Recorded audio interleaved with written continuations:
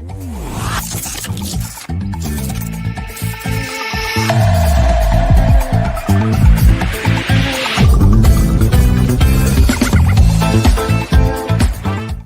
again, my friends, and you are my friends, and welcome to your Wednesday night season build-up show, our penultimate build-up show of the summer. Next week is the final one, and then we're into a match day preview show, and that has returned, and I'm so excited to get the Wednesday night match day preview shows back underway.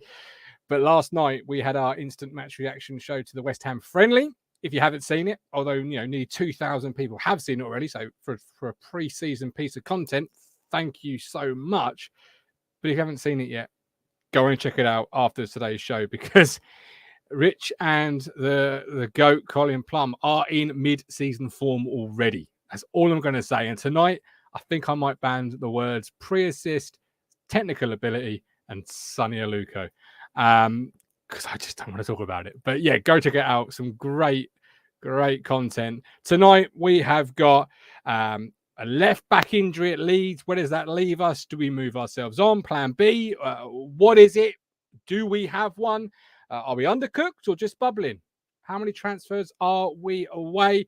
Striker options, lightweight or heavyweight? Which one do we think we are at the moment? And hopefully it's rendering as we speak. It's currently got 12 minutes approximately left to render. But if it renders in time, we will close tonight's show with a little interview I did with Forest Green Rovers fan Laurie. Obviously, the tickets go on sale tomorrow, so I thought it'd be a good time to get him on the platform to tell us a little bit about Forest Green. And that's tonight's show. Looking forward to it. Lots of comments coming flying in as always. We've got Norman updating us with Hurst. He isn't in the Leicester squad for pre-season.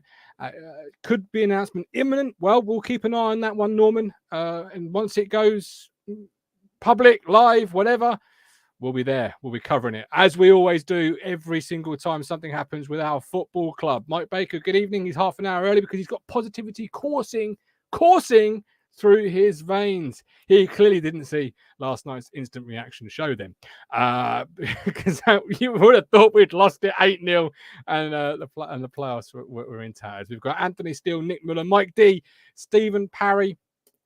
He also thinks deals will be done who is anyone's guess, but like the names we are linked with, shows the kind of player we are after. Dino, not a player, but a brilliant signing for Town.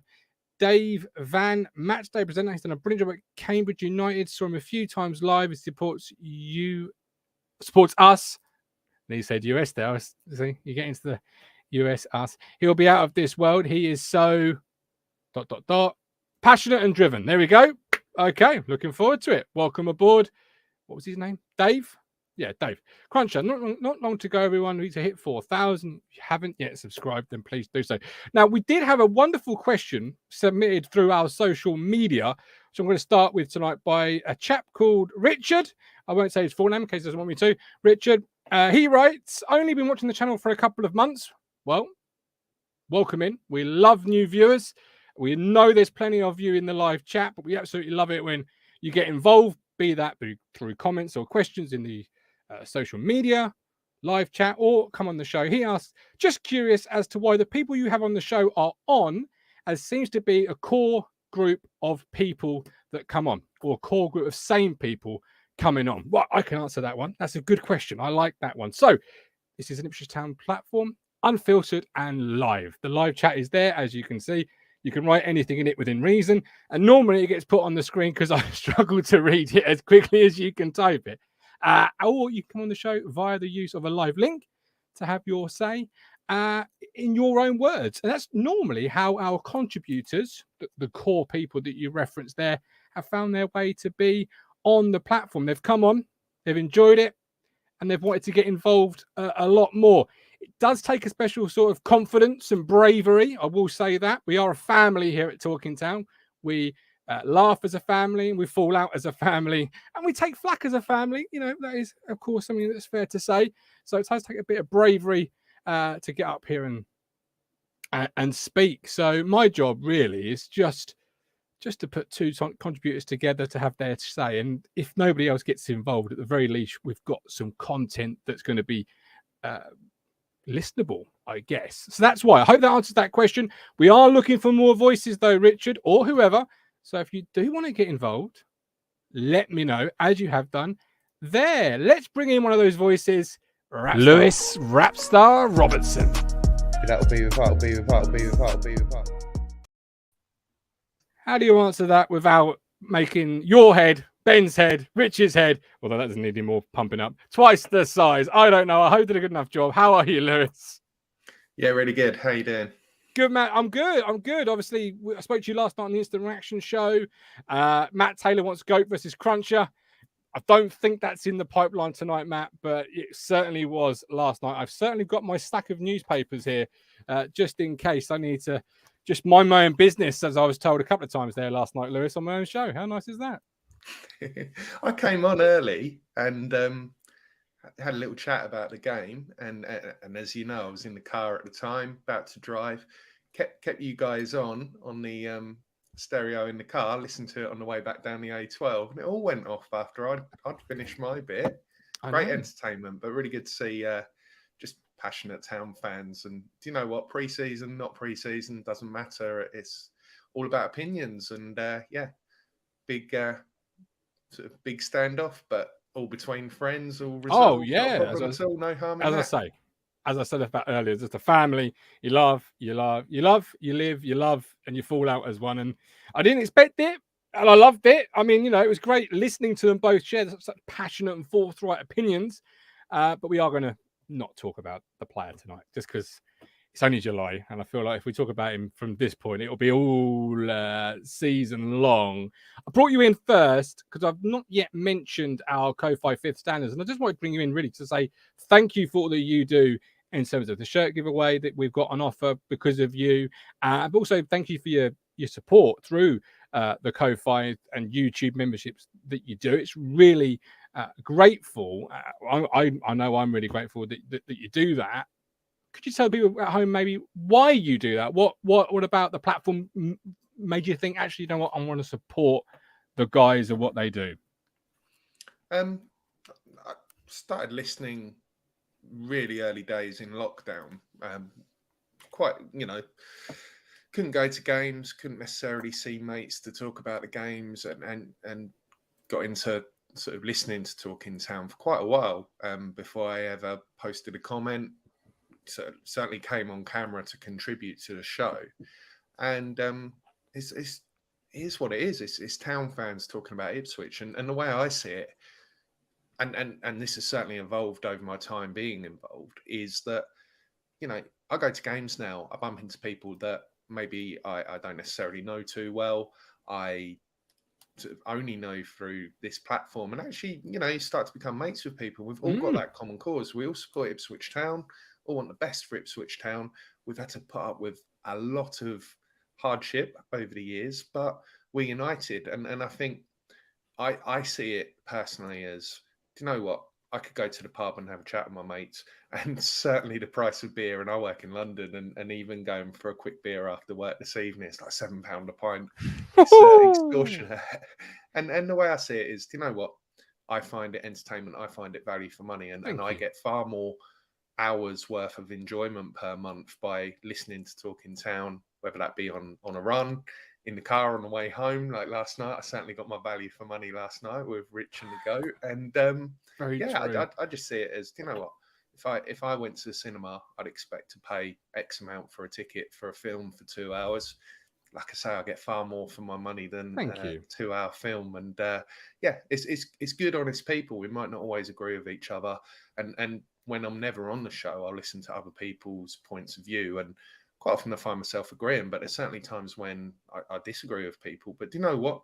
It's very different to other platforms, and I'm sure everyone can think of certain social media platforms where there's almost that fear of, if you put your head above the parapet and post a comment, a view on Ipswich Town, you're going to be shot down for it. Whereas don't feel that here. Feel like you can be open, honest, passionate, and people respect that. Like I say, not necessarily agree, but have that level of respect. And thank you. It's great to see the platform go from strength to strength. And I know a lot of people have put out pleas, but certainly from my side, I'd encourage anybody that listens similarly to myself, to at least click that button and subscribe. Let's get up to 4,000 subscribers. And as I say, I was willing to donate a shirt to a subscriber, and it's hope really to be purchasing appreciated. that very soon. It's really, I'm entering it because I certainly can't afford the new shirt. And I'm sorry to put you on the spot like that. It's obviously every show I come up and I thank our fifth standers, of which you are one of them.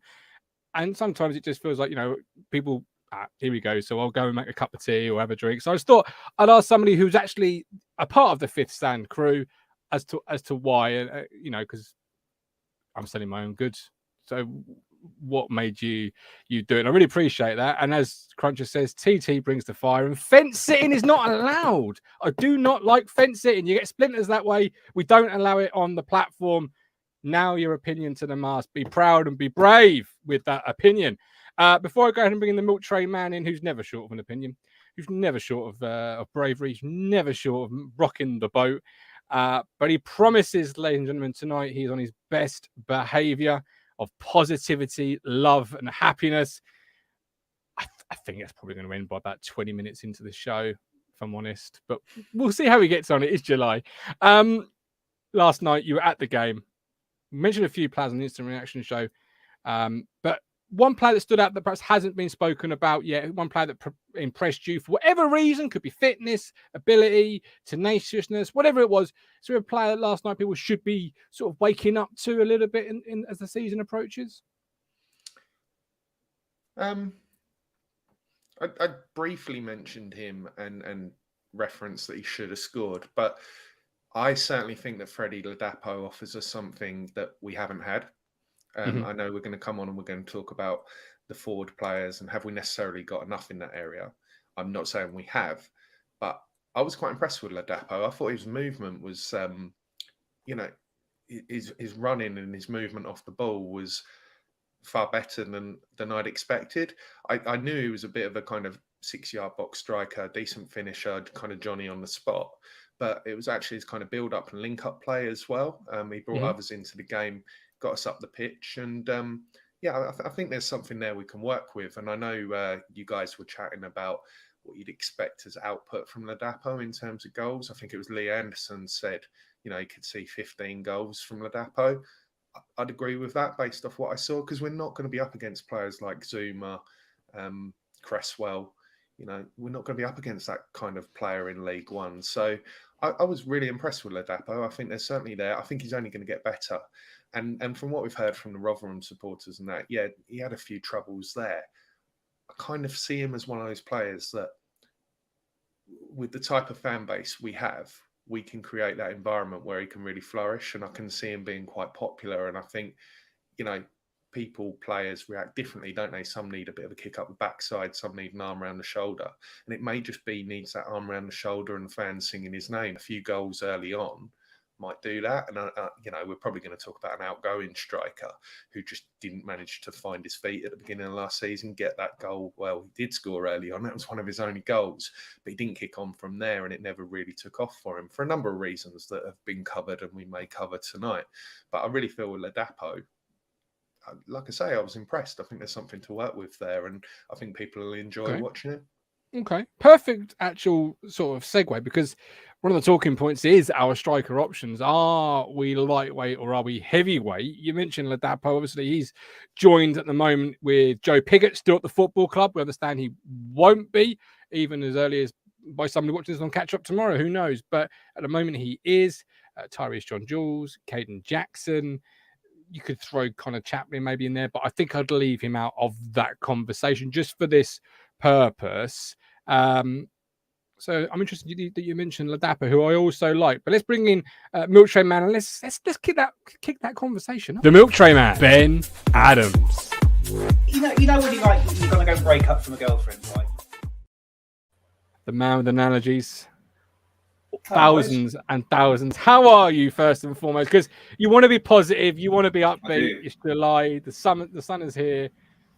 I do. I feel upbeat. I think generally in life, I have a wonderful news that my wife and I are expecting our first child, a son, a young attractive boy. Look at that! And, somebody really scored happy. at our football club. Yeah, finally, someone hit it on target. Finally, That was really, you really breaking happy in with last that. year at Playford Road, nicking the glass of water from the tap. Exactly Because that. it was like magical stuff last year, wasn't it? Tom Cowan and co. Well, Oh, you got to do congratulations, something- my man. You've got to do something in the off season, haven't you? I mean, when that little boy is born, I'm going to be thinking, I'm going to be asking the doctor, you know, is he healthy? Is he happy? And the second question will be, can he play left back? Because at the moment, I think we're rather light on options. So I say, if you can't buy them, you've got to make them. Look, Ben, I got two myself. Congratulations. Thank you. Congratulations, Ben. When's Very due happy. date? Due date the 4th of January. So by then we should be about 6 points clear. Freddie on about 18 goals by then. Hopefully he'll be born into a promotion-winning season. So January window just opened. You're making business early. I like how you're working there. You see, you've already lined up your January signing already. Lots of congratulations flying in from Cali, the Cruncher. Should have planned it around thank the you World very Cup, much, everyone. You should have planned time off around the World Cup. If it was a month earlier, could have, you know, sat up. Yeah, well, feeds, I'm going to bring my happy days. I'm going to bring the boy up to support Germany, of course. So hopefully oh, look at that from Matt Stannard. Matt Stannard, there you go. I'll underline that one. Does that £10 come through to me so I can afford to buy a junior blue? Oh yeah. I'll make sure it finds its way to you post deduction of taxes, commission, and naturally. You know, you're a businessman yourself. You know how things work. Congratulations from Addy. I'll make sure you get it all. Thanks very much, everyone, for really kind words. It's, life is good. Or I could use the £10 to go and buy one sleeve of a junior blue kit.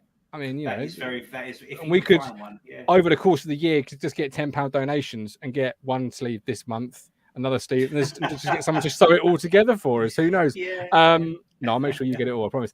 Milktray top shagger, Addy Croucher. Congratulations all, because the lady loves Milktray. Well, just the one, the most important one, thank God. So that's all. yeah, that's it. You can get a sock, says Matt Stannard. Oh, I go through socks talking of memberships.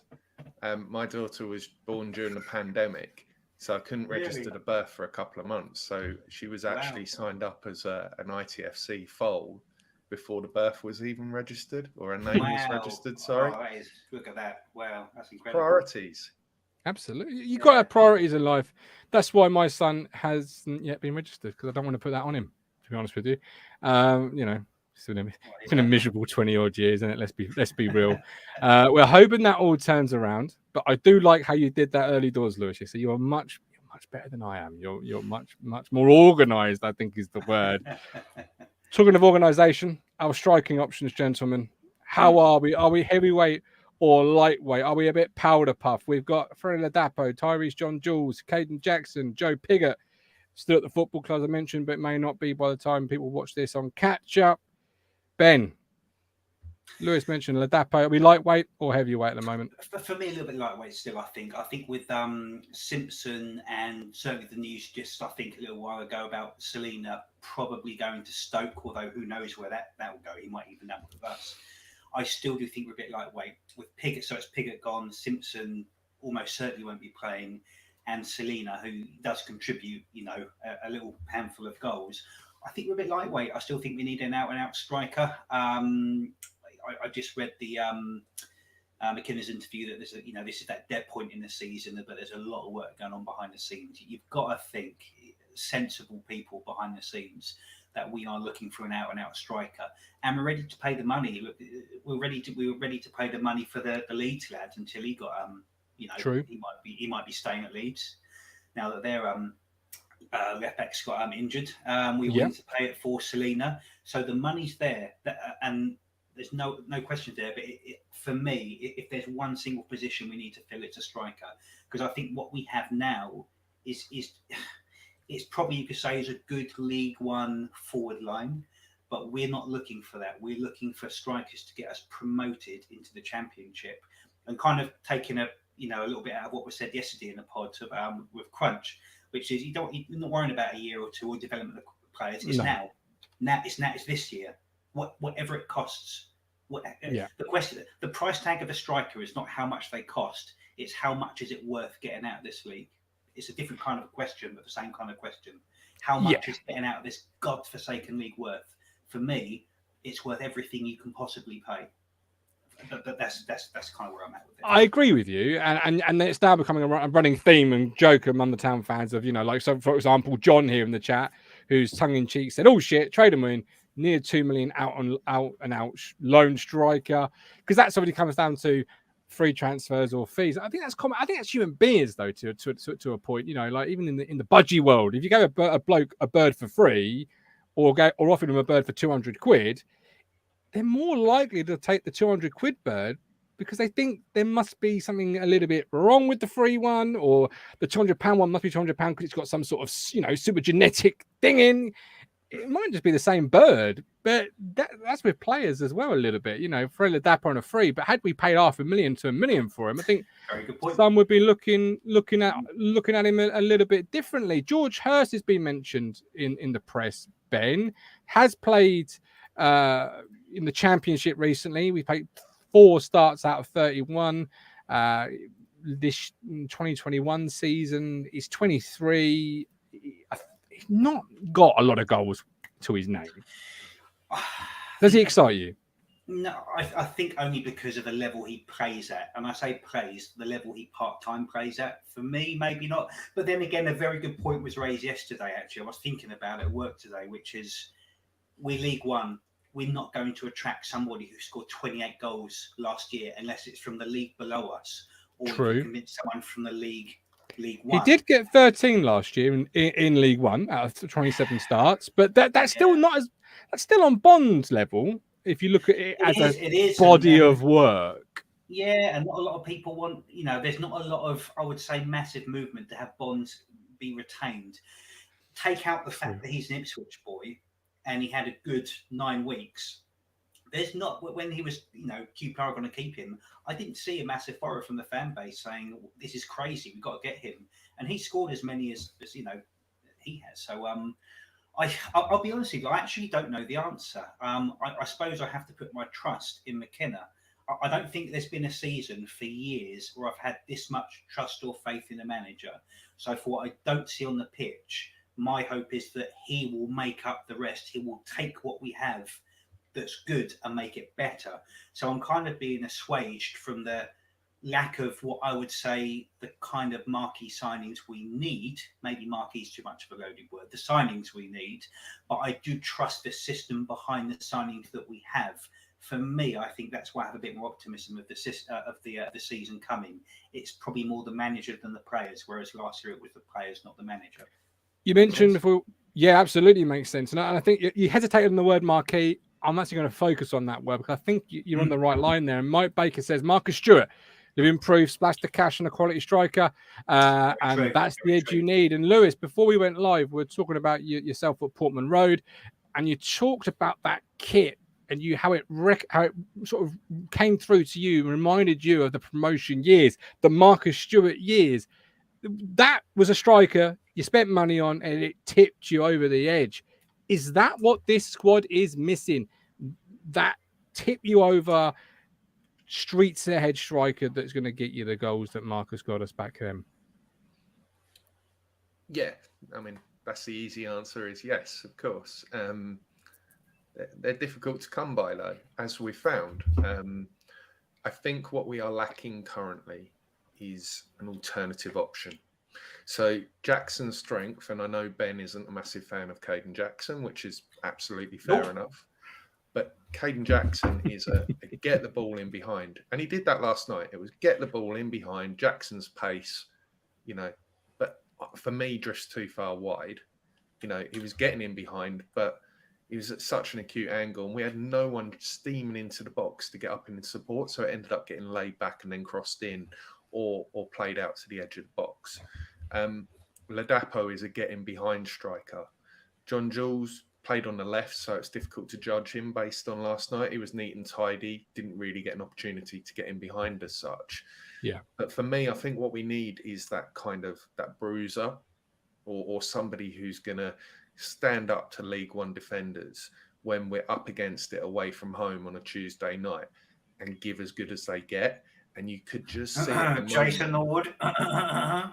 Not a chance. And you went on. You're one of them. That's a joke. That's a joke.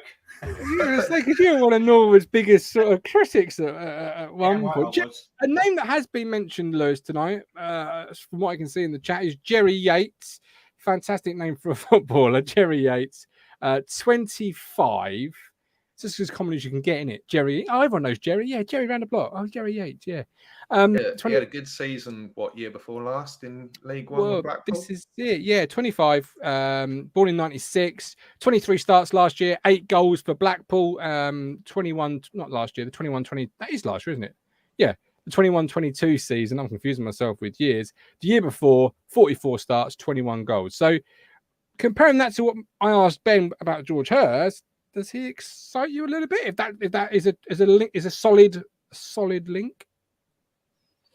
Yeah, he's one that's been kind of floated around as a possibility. I know there's quite a few Town fans that are quite keen on Jerry Yates. I think you have to look at his goal scoring record from the season before last.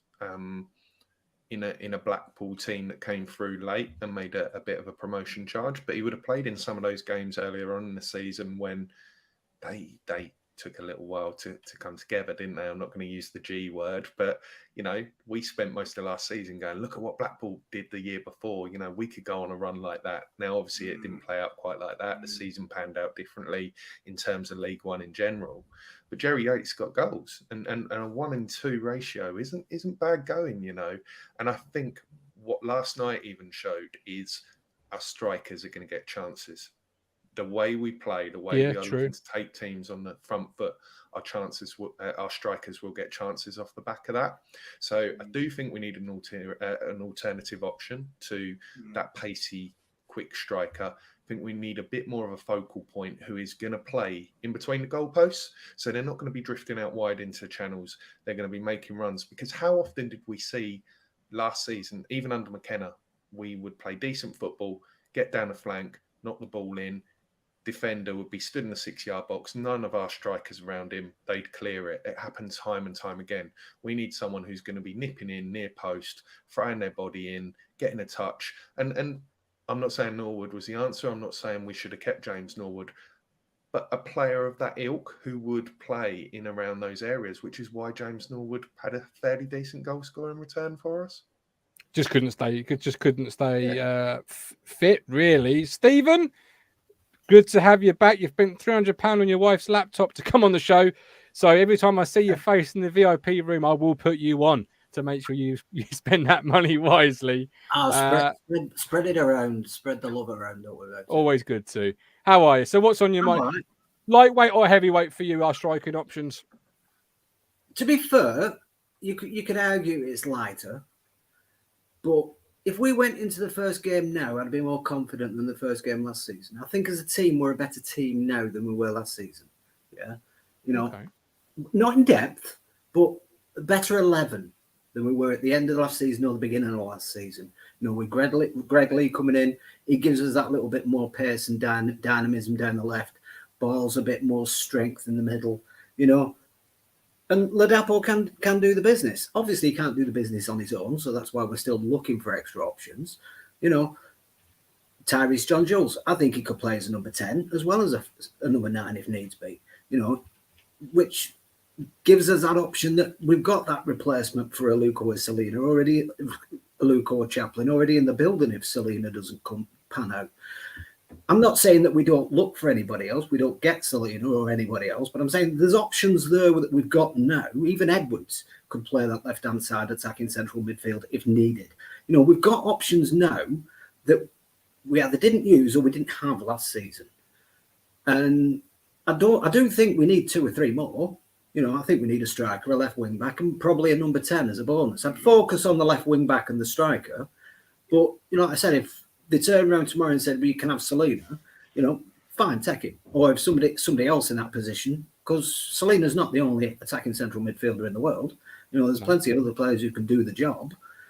Then if someone turns around and said, well, you can have him tomorrow, I think at the end of the day, the Yates one's come about because are we getting a bit antsy over Hurst? Is Leicester taking the time over? Are they doing what Middlesbrough did with Crooks? Same with what Dijon, I think, are doing with Selena. They're putting it out there. They're getting everybody talking about him, hoping people come in and start making a bidding war like they did with Crooks. Just what Rotherham did with him. And in the end, we missed out. So I think they've learned from that and thought, look, well, let's move to other targets then. Let's keep that on the back burner. If they're interested, we've made them an offer. Maybe we've made them an increased offer. If they keep dithering a bit, we can't wait for other people to make a decision. We have to make a decision. And if it's taking too long and we need the players in, we're just going to have to move our targets. And maybe that's what Jerry Yates says. Maybe it's us pivoting to another target and saying, look, we've got this on the back burner. And I think we've got several irons in the fire.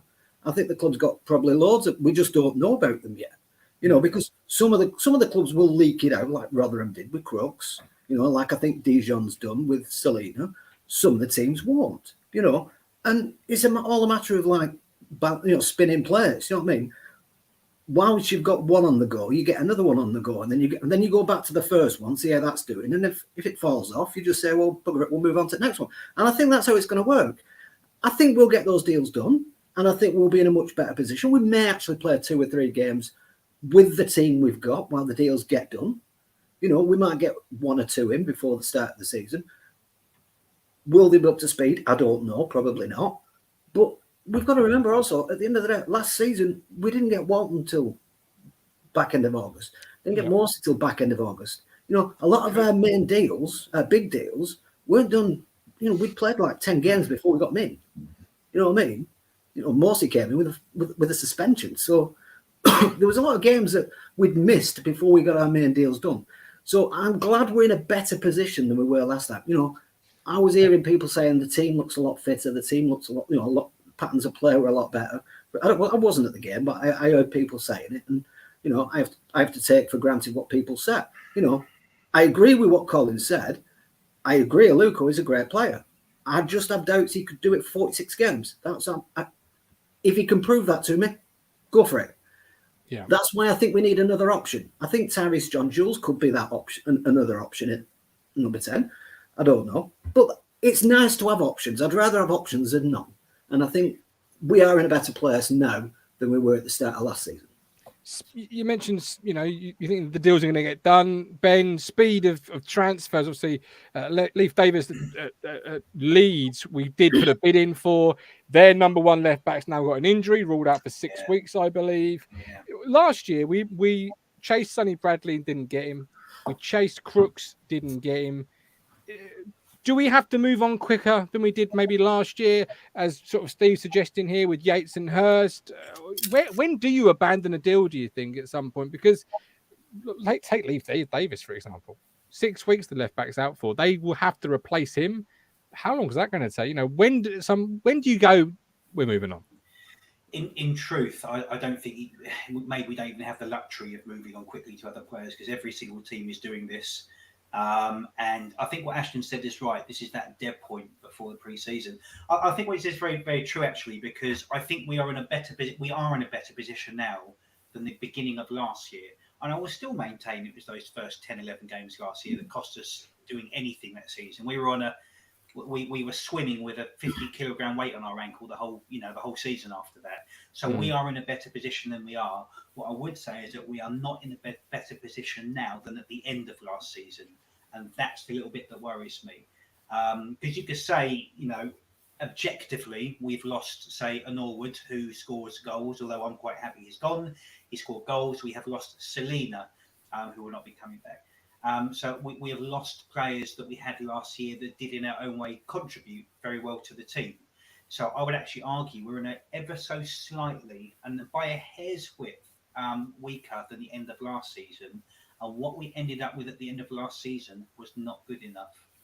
Can I just come back on that for a minute? My point was, is we're not in a better position from the end of last season because of the players we've lost. From the players who's come back, like George Edmondson, Evans, they will improve the team. I agree. We lost Noah, we lost one, but at the end of the day, I'd take Bond back now. I still think there's more in it. I know it's not a popular opinion. I'm with you. I agree with you. I agree with you. For what he would cost us, there is more in him. But obviously, the management don't think he suits us. So I'm fine with that. Yeah, I'm prepared to trust the management and to go what they want to go with. Yeah, that's just my opinion. It's not everyone's opinion. I get that. Same with Selena. I think, for me, and it was a point I tried to make yesterday, for me, Selena and Bon had about roughly the same season, about 50% less than what they should have delivered. 100%. If you compare Selena to Chaplin, he's about 50% down what Chaplin delivered. If you compare Bond to a 25-goal season striker, he's about 50% down. So they're about the same. They were both about 50, but everyone's raving for Selena to come back. No one's raving for Bond to come back. So if they're both 50% down, they've both got to be treated the same way, because otherwise you won't get promoted. Yeah? Good point. Yeah, I think there's more to give, and I'd take them both. But I'm judging them both on what they delivered, not on who they are, And to me, on the basic stats, they're about 50% less than what they should have been based on other players around them, So I think they can get that 50%, both of them. But I'd judge them both. That's why I would take them both rather than binning one off and not having the other. Do you think, Lewis, the lightweight comparisons that we've all made tonight in terms of, I think we're a little bit lighter than we were last year, but I'm still happy with signing of Ladapo, for example, is primarily down to that Bond, Tyrese, John Jules exchange, in the sense of if you look at it like for like, obviously KJ and Piggott were here last year, so you don't say we're any better or worse in that situation.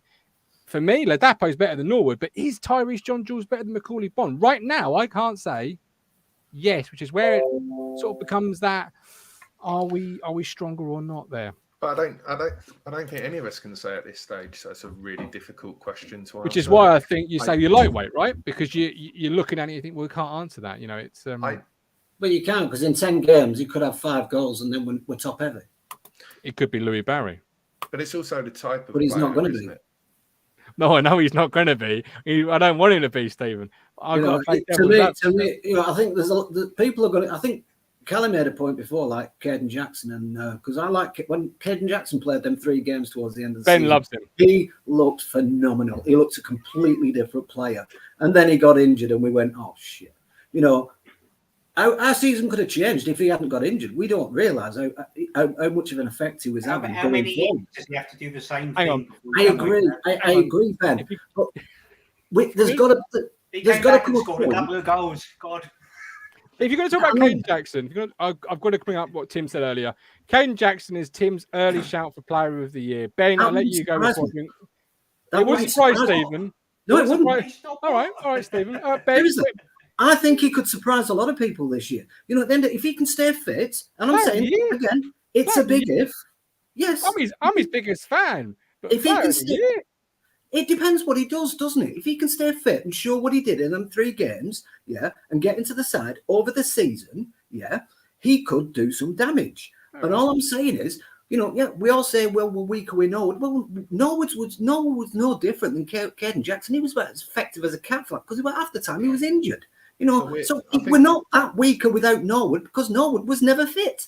If you use the same argument for Norwood, that's what I mean. Some people have a fixation on players and they use the same argument to dismiss one player and boost another player. Just like I said. What's the debate we're having here? Are we having a debate?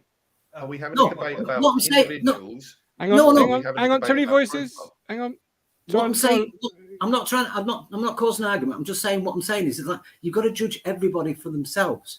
And I think that like I said, where you judge Selena against Chaplin, you judge Bon against other strikers, you judge KVY against Norwood. At the moment, people are looking at KVY and saying he's always injured, he's not very good. But yet people still do say Norwood was the best striker at the club, but he was always injured as well. So but they're wrong. They use the same argument on both players. If one's bad, the other's bad. All right. But what about we're missing profiles? You're talking about individual players. I don't disagree with anything you say, but I think we've got to take the focus away from names, individual names, whether it be Jackson, whether it be Bond, whether it be Selena. We are currently missing the type of profile, without trying to sound too much like McKenna. At this moment in time, we have very similar strikers. We do not have somebody, as I said earlier, who plays between the goalposts who's going to get into the box. Which is why I said George Hurst would be a good fit because he's good in the air. Yeah, and I don't disagree whether it be George Hurst, Jerry Yates. So they have been looking at those profiles. I just think fans in 100%. general look at the names and things like and stats, and it can get tedious sometimes. Yeah, But the gotcha. same with a number 10. We have Chaplin. Chaplin and Selena are different types of 10. They both have their merits and qualities. It doesn't look like we're going to get Selena. So I believe we will go out and get somebody who has similar attributes to Selena that will fit that profile for certain games. So, for example, with Bon was always a try and get him behind. He didn't do it effectively because he'd often get caught offside. But He did Macaulay tonight. Bonne is very different to George Hurst or Jerry Yates. And like I say, we're making it very personal because these are players that we've had an affection for. I think we need to look at particular attributes they bring to the team. Because if the season started tomorrow and we have the squad we currently have, we would probably get by for a game or two, but then we'd come up against opposition, we get found out. And that's I agree with that we've because got pieces of the puzzle that we need to purchase. And I think we're all in agreement. We need a left wing back. We need a number 10. We need a striker of a certain profile. And then we will look a very different team. An example being, we had Backinson play alongside Morsey towards the end of the season. Having seen 45 minutes of football from Don Ball is a very, very different type of player to Backinson. But I think Don Ball is going to be really, really good for us next season. And I think he will add that strength, that grit, determination that Bar Morsey we lacked in the centre of the park. And these are the subtle tweaks and changes. I think there's a lot of debate on social media. There's a lot of debate between, ourselves about certain names, certain individuals. I think we need to look for the attributes. And I absolutely think we are going to get those types of players that we need between now and the end of August. Whether it's between now and the start of the season is maybe a different matter. But I think we've got enough to get us through the first few games. I agree with you still think 100%. We'll have someone though. We I agree. maybe letting Pickett go if we weren't in the process of lining someone up. Oh, I agree. Believe it. I agree with you 100%. Yeah, it's just like I always think like you take emotion out of football because at the end of the day you win nothing with emotion. But fans, by definition, are emotional. Yeah. Clubs play on the emotion of fans, and then they complain when fans are emotional. I agree with that. Yeah. The top and bottom of it is you can't play it up and then dismiss it.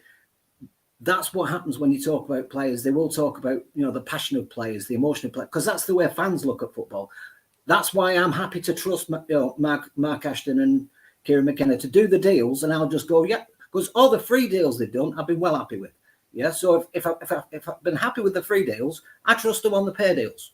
Yeah, so just go and do your bit, and then we'll go. That'll do me, But how often have we got it wrong about a player? Out of all the signings that we signed last year, I thought two of the most successful ones would be Scott Fraser, Joe Pigott. I did say Pigott at the beginning of the season didn't fit our team. But the thing is, that's rare. Fans will have a certain view. Yeah. It's a part of a bigger picture, and I think it's particularly under McKenna. McKenna has a type of player that he identifies, and as Ben said earlier, I think you yourself have said, Stephen, we're willing to trust McKenna. So whoever comes through that door, I was surprised we signed John Jules because I kind of thought, well, we've got Jackson and we've got Ladapo, and they're going to look to get him behind. Do we need another similar player? But I'm willing to give him an opportunity because McKenna's giving him an opportunity. And I think we have to almost, to a certain degree, sounds a cliche, but trust in the process and judge for ourselves, because I think after 10 games, we'll know.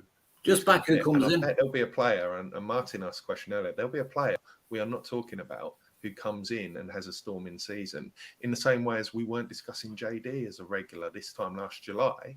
Or Wolf. He came in, he took his opportunity, and he fully deserves to be one of the main names on the team sheet. There will be players that surprise us in a positive way or a negative way during the course of the season. And that's why we as fans, we have every right to be passionate. But I think sometimes we just have to relax a little bit and let things play out and then judge. Well, it was like the Burns one, wasn't it? No one was exactly particularly buzzing with Burns when he arrived. Everybody thought, he was a good player, but nobody thought what they were going to get. You know what I mean? And everyone's hoping he does that again. It'll be hard. I hope he does, but it'll be hard. So he needs support around him on the other side as well, which is what I think they're identifying. But it is. He came out of the blue, and everybody went, bloody hell, But nobody mentioned him. I'm still waiting for Alex Gilead Stephen, in all honesty? Well, I think we've moved on from Alex Gilead. All I can say is, those are the days. Those are the days, weren't they? Those are the days. I'll let other people have a go instead of listening to my. But look how far we've come. From That's about first St. Selena, Leif Davis, only 18 months ago, we were talking about. I'm not really fussed about who it is or what it is or who's decided on them or whether anybody else likes them. I just like the names that we're being linked with right now. And I'm just, all the names that are being linked with, I'm going, yeah, I can buy that. I can accept that. Because 2 years ago, we were being linked with like nobody. Alex Gilead. Alex Gilead, yeah, I know. So I'm just reveling in that myself right now. Absolutely. Stephen, we love you 2 days in a row. Look after yourselves. And well done, Ben. Love to you and the wife.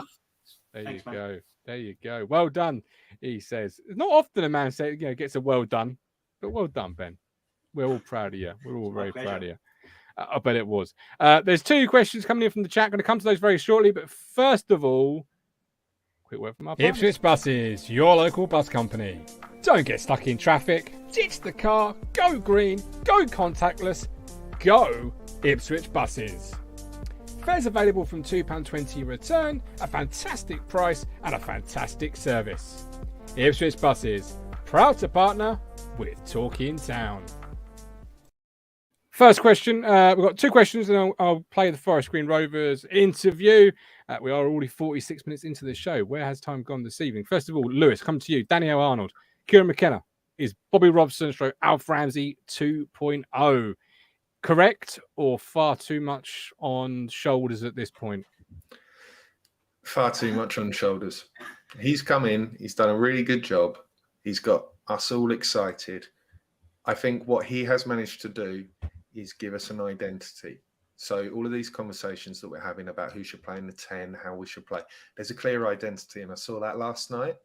The way we're going to look to play, the fitness levels, everything. And the great thing about McKenna is he's open about it. No closed guard, not like, Paul Cook or whoever, a bit guarded with the media.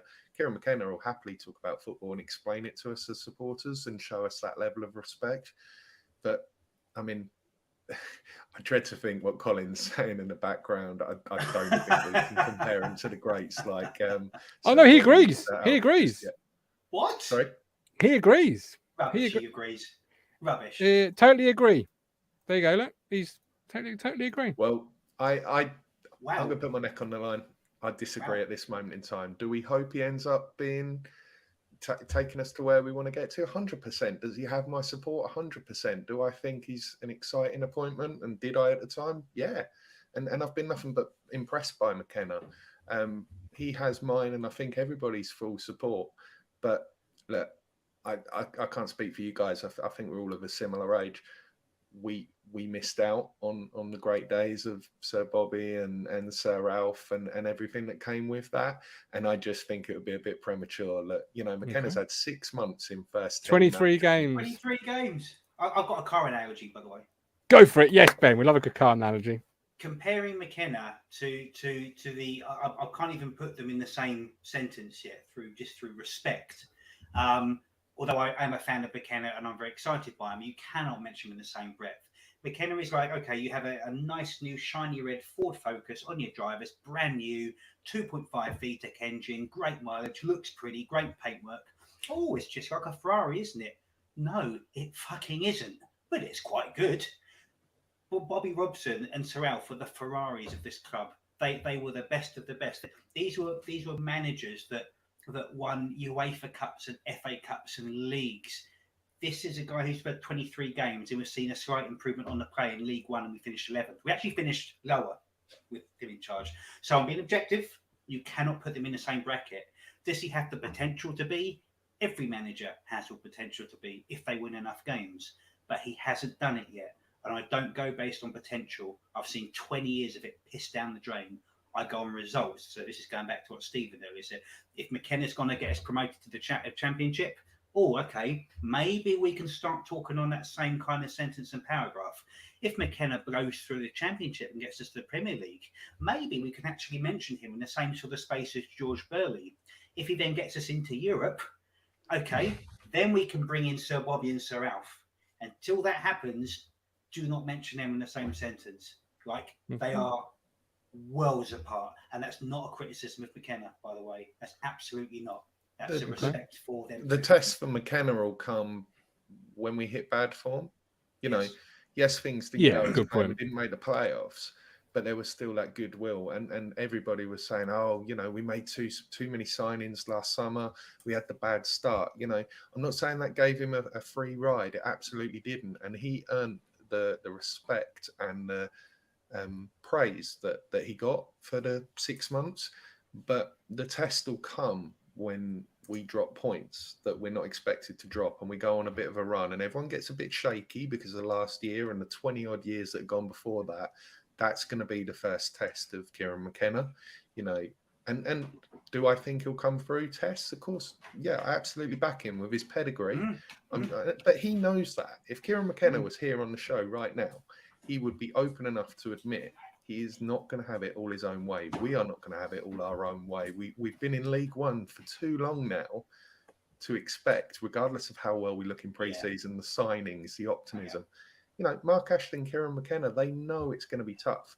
And it's how Kieran McKenna negates that. Because how many times have we seen managers come in, talk a good game?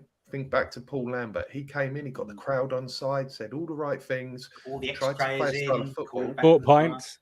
Bought pints. As soon as we hit struggles, because remember that Reading away game when Lambert first took over? We were free-flowing, playing great football, didn't get the win. He ditched it. Paul Cook, you know, tore the book up in sort of August, September time when we didn't get that early win and never really truly recovered. Whereas I believe Kieran McKenna will, you know, overcome those hurdles, but we don't know that yet. It's too early. Fair point. Although, you know, I'll go stick up for Danielle here. If Danielle, these are old veteran Town fans. If you've got excitement about your football club, excitement about your manager, keep hold of it. Don't let anybody pour water on it. Keep hold of it. You never know. You could be, you know, 10 years down the line coming on and saying, I told you all on a hot summer's night in July and you didn't listen. I hope he does. I hope he gets the opportunity to. I'd love to be, I'm not even wrong, but I'd love for him to come on and go, remember that hot July night when you said that Kieran McKenna's not going to, we all want that. Absolutely we do. Yeah. That said, thank you for the comment. Absolutely love it. Another question coming flying in. I think we'll leave the Forest Green Rovers fan to another show because we're filling the content vibes up here. Jamie Mills, think we've got one or two big signings in just before the transfer window closes. More players will be available at that point. We have good enough squad to start the season as it stands. It was a great analogy you gave us there, Ben, but is it wrong that the moment you mentioned 2.5 litre engine, my brain just went immediately to cost and I started working out how much money I didn't have to run this car? Is that bad of me? Cars are muted my mic. No, you're fine. You can hear you. Oh no, sorry. You had a sign come up saying you've muted my mic. I thought you finally got bored of me. No, never. No, good. Although you are going to be a dad, so get used to not being heard. Yeah, no, who knows? As I said earlier, I don't know if you heard me, but you know, maybe my son's 10th birthday, I'll be booking tickets for me and him to go and see us in the UEFA Cup. Who knows? And that might be with McKenna. But until that happens, I'm going to keep my expectations realistic and my disappointment to a minimum. So we shall see. I think we've, you know, I love Danielle's enthusiasm, and I'm not quite sure how old Danielle is. I'm assuming quite a bit younger, having probably not seen Sir Bobby and Sir Alf, myself included. But I hope that whatever is happening now is the start of something really long term and really good. And like we do every season, we idolise our manager before he's tested. What usually happens is that lasts for about 6 months. I just hope this one lasts a bit longer. Yeah. Adam, another car analogy. The pools we had were like Alfa Romeos, look good coming in, but you all knew they're going to break down eventually. Yeah. Second one was from Kingy. I think we need another centre midfielder. If Ball or Morsey get injured, suspended, can't rely on Evans. Ben, do you think we need another central midfield player, or are the three of Ball, Morsey and Evans just enough? No, I don't, because that's a lot of injuries and a lot of suspensions. That's not saying, well, if three of our strikers get injured, we're only down to one. I mean, how many players can you have in each position? You know, if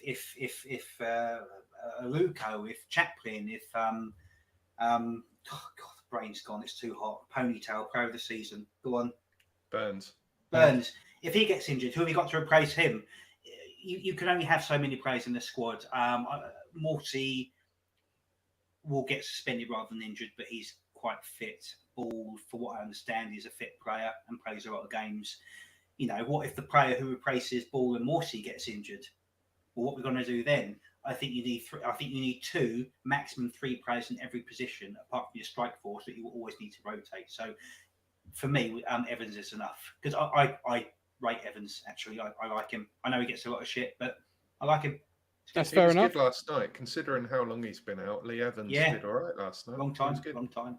Just to list some of the options you've got at the football club still, Lewis, before you come in and give us your view on what Kingy's put in the chat. And as I said, thanks so much for the question, Kingy, or comment.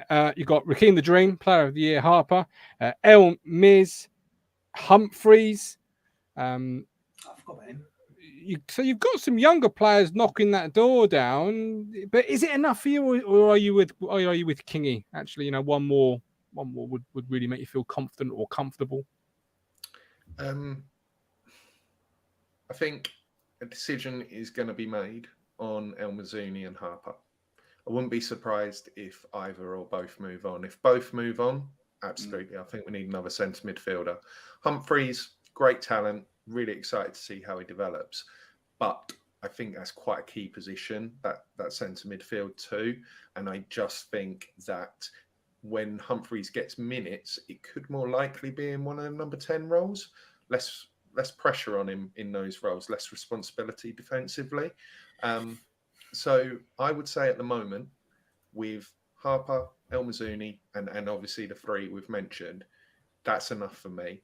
But if McKenna doesn't fancy El Mazzuni, if McKenna doesn't fancy Harper, they'll move on. And then I absolutely think we need another player in that position. I'm excited to see what happens with Harper. I know he went out on loan, but I do think he's the sort of player that McKenna could work with and develop. And I think you might see him as a bit of a project. I share that feeling. Yeah. El Mazzuni, for me, would have got more minutes at the end of the season than he got if he was realistically being considered. And he came on last night, played right back. I think Lee again was talking about him. He did all right, and that's absolutely fine. But I think his natural position's midfield, isn't it? And I just don't see El Mazzuni getting the minutes that he probably needs at his age and his stage of his career. But who knows? Again, we have to trust McKenna on these things. Well, we do, but we've also trusted managers at this point of the calendar year before, and then 3 months later, where I'm having fish and chips on a Saturday night, and we're talking about him getting sacked. But what was a great fish and chips? Still remember it. What I would say is, actually, I think I'm with Kingy. The more we talk about it, the more I'm thinking, I think Kingy's onto something here, because Lee Evans spent a large portion of last year injured. Now, I don't know what sort of condition he's returning in. I don't know if that's going to be a reoccurring injury, and neither does he at this point, obviously. Raheem the Dream is Raheem the Dream. I'll never flake out on Raheem. He'll always be a player that I want to see featured in that central midfield area, but taking the blinkers off, is he good enough? I don't know at this point. El Miz, you can look at that two ways, that right back. Either they're looking at him at right back end of last year, pre-season this year, as something they really like the look of and think he can do, or it's we need somebody to fill in a right back for 20 minutes who's not important enough to be looked at in their more natural position. It's I don't know. Nobody will know that apart from the player and the agent and the football club. That's it. And Adam Humphreys, not Adam Humphreys, he's his cousin. Help me out here. I've done it again. Cameron Humphreys. When he comes on, looks good, but is he a year away? Is he an Elkan Baggett? Does he need to go out and get minutes on somebody else's game time, Lewis? If Cameron Humphreys goes out on loan, then I won't have an issue with that. All the feedback you get is that he's good and he's ready and he could feature. The 5 subs plus the number of cup games means that I think it might be worth keeping him around until January. See how he goes, because he could come in, he could take his chance like Flynn Downs did, like Luke Hyam did, going back quite a long time ago. He could come in and be an absolute revelation. So for me, I think I keep Cameron Humphreys until January. The other thing we need to think about is, and I'm sure people in chat will correct me, I think we've currently got one spot for an overage player to be registered in the squad. I think Now, so, if yes. If Pigott moves on, that's two Two. spots. Yeah. And we're talking about needing a left wing back, a number 10, and a striker. Well, that means your man Matt Penny's gonna be going. Let's be honest. Let's just be, because you're gonna have 3 left wing backs. Didn't last year, won't this year. No, and I'd say he's in the vulnerable category. Look, vulnerable? He's in the endangered species category, Lewis. He's not vulnerable. Yeah, look, like I say, I've been an advocate of Matt Penny, partly playing devil's advocate. I'll be honest. I think a lot of people gave him stick. I think he was settling in like many others. I think people wrote him off. And as I say, look at JD and the renaissance of JD. I'm not comparing Matt Penny to JD. I'm just saying, we don't always know. And these players, after a period of time, could surprise us. I think the signing of Greg Lee, plus the fact we're looking for another left wing back, means that it's pretty likely Matt Penny will be moving on. And good luck to him. Like I say, I think Matt Penny's a okay left wing back in League One. But we're looking for more than that. And I respect that. I understand that. So if Matt Penny moves on, best of luck to him. I won't lose any sleep over it personally, despite the joking and what people may think. I know you won't. I think, though, that, getting back to my point, we've got to consider that it's not going to be a case of, oh, yeah, well, we need to keep him, and we're going to sign a left wing back, a 10 and a striker. There's going to be shifts within the squad registration around that. And I think someone like El Mazzuni, who wasn't necessarily, I don't think, registered within that last year, but now qualifies for that also makes players like him quite vulnerable because he hasn't nailed down a particular position. No. Even, the fact they're trying him at right back, to me, it just suggests it was a friendly and they're looking to give him minutes. But it wouldn't surprise me if he moved on. Yeah, absolutely. And Ben, as we close, I want to keep hold of your positivity. I want to make sure you carry it into the rest of the week. You've got a little one on the way. Let's keep you smiling. When you sit here on July the 13th, 2 weeks away from our first match day preview show and the season, that means the season's upon us. Wow. What about the season really gets you excited? What are you most looking forward to and everything else? Do you mean in terms of the football itself, or whatever you want the season to be? Yeah, everything. Give it to me. Be positive. Be happy.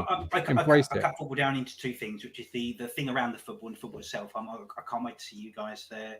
I can't wait to talk football with my friends again. I can't wait to that hour before a match, the car journey down, the listening to Radio Suffolk. I love the burger before. I love the chat. I love the cigarette I have before I go in the ground. I like reading the programme, having a bet, chatting with my dad. That for me is football, and it all happens before the final whistle. That bit's always assured for me every season, and that's why I keep coming back. As far as the football itself, the one thing I'm truly looking forward to, regardless of formations or players or strikers or Renaissance mans who are having a false renaissance, whatever it is, I look forward to seeing what a very good coach can do with a good side, not a great side. If he's as good as what we suspect, he will make a good team great. And that might be enough for me, which is why I'm trying to not get too impassioned with what I see as a lack of the few signings we need, because the bit that might make up the extra mile is really good coaching and a really good manager. So I'm looking forward to seeing what a good manager, a potentially great manager does with a good team. That's my football split down the middle and broken up. So whatever happens in 2 weeks, it's that whole week we're all going to be looking forward to it. We're all looking forward to it. Can't wait. Love it. Absolutely. And the heat is already here to give us that feeling, because normally the first day of the year is always hot. It's been a great show tonight. I've thoroughly enjoyed all of the interactions from the live chats. Obviously, Stephen popping on. And of course, the Milktray man, Ben Adams. Ben, congratulations again to you and your good wife. Ben. Thank you. Awesome. Can't wait. Pleased and proud for you. And Lewis, what is the game? What is the game? 4th of January.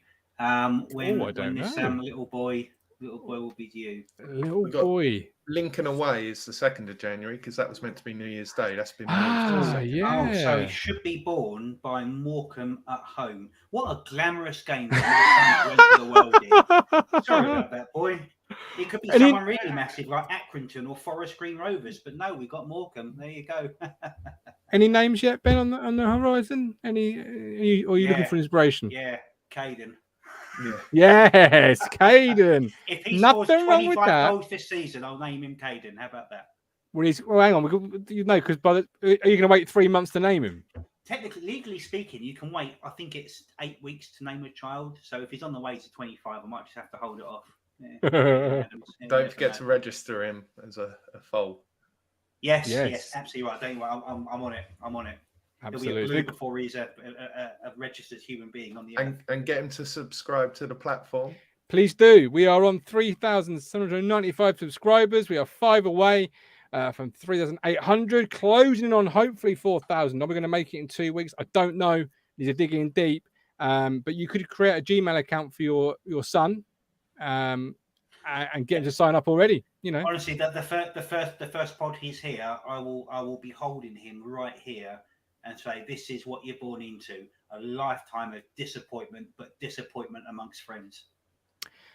I told you that positivity won't last forever. You make me smile when I think of you. If I